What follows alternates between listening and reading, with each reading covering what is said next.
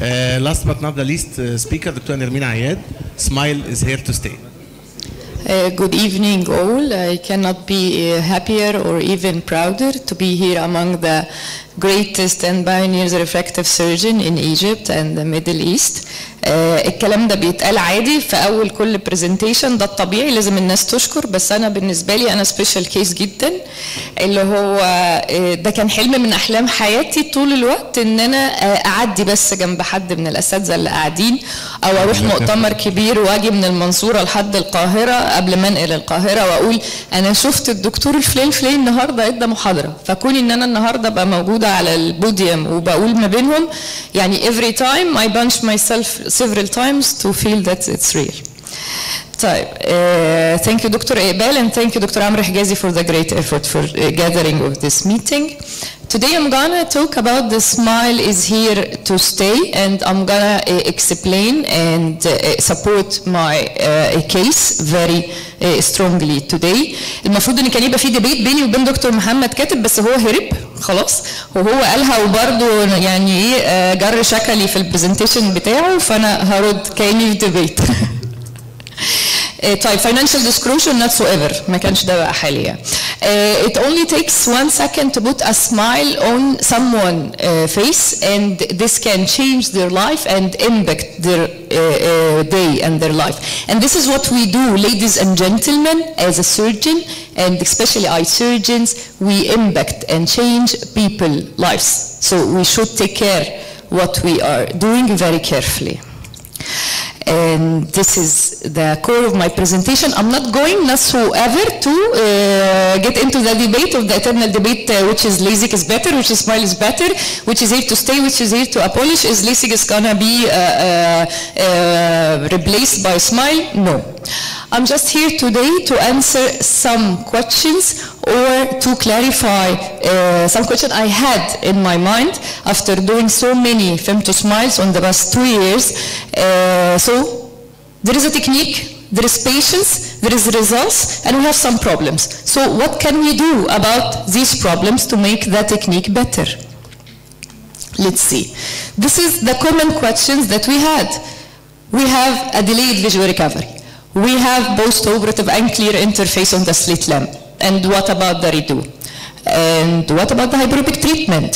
So is it a successful technique after all? And what else do we need from the company and from the software? Let's see first some numbers, and this is a real numbers. And I took this from the last case study Dr. Osama published in our group. 750,000 eyes were done worldwide since the smile is commercially announced. 58,000 were done here in Egypt. FDA approval was taken in 2016, and it's commercially available in the US in the 1st of this March. Of course, we all know that the technique corrects until -10 and -5 cylinder, but for me, I'm still old school because of the lacking of the machine of a targeting and a tracking system. I only do until -1.5. Of course, the complication about 5%, this is a mean number, this is a mean number. And I think the great doctors staying here in the audience can support me about this. Of course, Dr. Osama, you are the greatest one who've done a lot of numbers, and I think you can support this number. We see, like you said before, 90% of the cases are satisfied and only 20%. I see 5%. Dr. Asim Zahran also, I think you can support this number. It takes only 25 seconds treatment for all the refractive errors.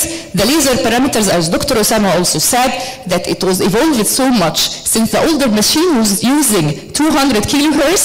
Now it's evolving to 500 kilohertz, more precision and more accuracy. The pulse duration is 580, and of course we know the wavelengths, and the total energy is much so decreased that reaching the cornea to 0.850. 88 stability بوست اوبراتيف ريزلت، دي النقطه اللي هرد فيها على دكتور محمد الكاتب اللي قال ان الناس بتقول ان الريزلت احسن في السمايل. لا، هو ما حدش قال كده. كل الاستديوهات قالت ان الاستابيليتي از نير ليزك اور ايكوال، ما حدش قال ان هو احسن. طيب for me بقى let's answer question number 1 and question number 2. Let me remind you of question number 1 اللي هو ليه في delayed visual recovery and ليه في haze sometimes على السليت لامب post operative. معلش سامحوني, this is the two eyes of the same patient and I did this on purpose just for demonstration. This is his first eye. I did it without corneal washing of the surface. We can notice the blackouts, the laser blocks, and we will see afterwards the difficulty of dissection, and of course we will have delayed visual recovery. Let's see the same patient, other eye, and I did washing of the meibomian secretion. Perfect laser profile, no laser blackouts, and afterwards we will have an easy dissection, piece of cake. Again, we'll stop this and see the blackouts. We will notice the difficulty exactly at the blackout sites. Here, the other eye, nothing. Laser profile is complete and perfect, and we will have very easy dissection from light to left, like a knife and a butter. So this is question number 1 and 2. I will jump up to question number 4, that about the hyperopic treatment is still under research. So the core of my presentation today is about question number 3. What about the redo? Everybody is going for touch-up, big RK after femto smile, or converting it to LASIK. So, as Dr. Katib also said, that we are losing the advantages of the smile. So let's see how we do it in the Eye Subspecialty Center in Cairo, and this was the idea of my great teacher and mentor, Dr. Ahmad Sadi. He said that we can do a lenticule inside the older lenticule with preserving the cap without elevating the cap and converting it to LASIK. So how we can do that, I will show you the video. We did like 36 eyes. First we had 2 main issues about the marking, the centration, that how can you get the new lenticule inside exactly the older one? And is it easy to dissect like a -1/2 diopter lenticule or a -0.75? Let's see. After we did some refinement of the technique, we will publish soon, inshallah, our case series about 220 eyes and 1 year now follow-up, and we get to solve the problem of the marking. We had a marker done for us, especially with a rounded head and 4 foot, it's semi-arcs. You can mark the patient on the slit lamp before getting him under the machine.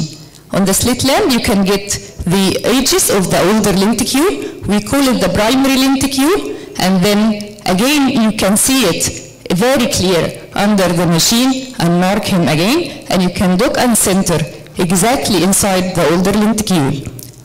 So what about the diameter and the parameter of the older lenticule?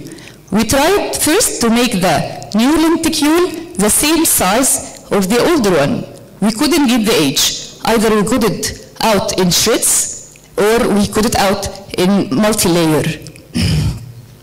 So we did some refinement also. We did the new lenticule, we call it the secondary lenticule, like 0.2 or 0.3 smaller than the new one. And this come to be very easy in dissecting the new lenticule. We call this method the cap preserving smile enhancement surgery. This is a patient of mine. I'll skip the data, so the time, and let's get to the video. This case is done by me. This is the marking done prior to the surgery on the slit lamp by CDE marker, and here we center on the target. Here is the new lenticule. I wait till the side cut is completely done, and I elevate my foot before the cap is going to be cheered. Why? Because we all know that the femto لما بيعمل incision, it's always there, it's never healed. So we will use the older cap. Here you can see I find the older incision very easy. This was done 1 year ago, and still we have the same incision. And I try to get the age of the lenticule that is smaller 0.2 than the primary one, and it's really easy to get it. The tricky thing about it is the center of the new lenticule.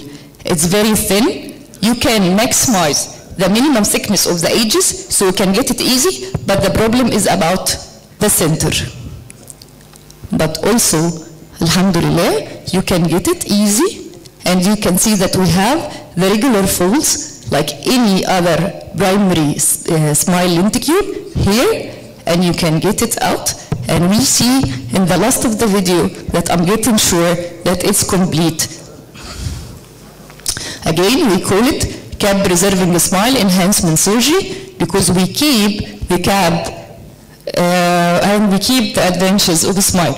Soon we will have our study published, inshallah. Question number 5 and question number 6. Is it a successful technique?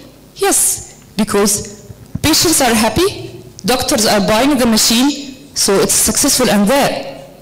Is it a technique that needs evolvement? Definitely.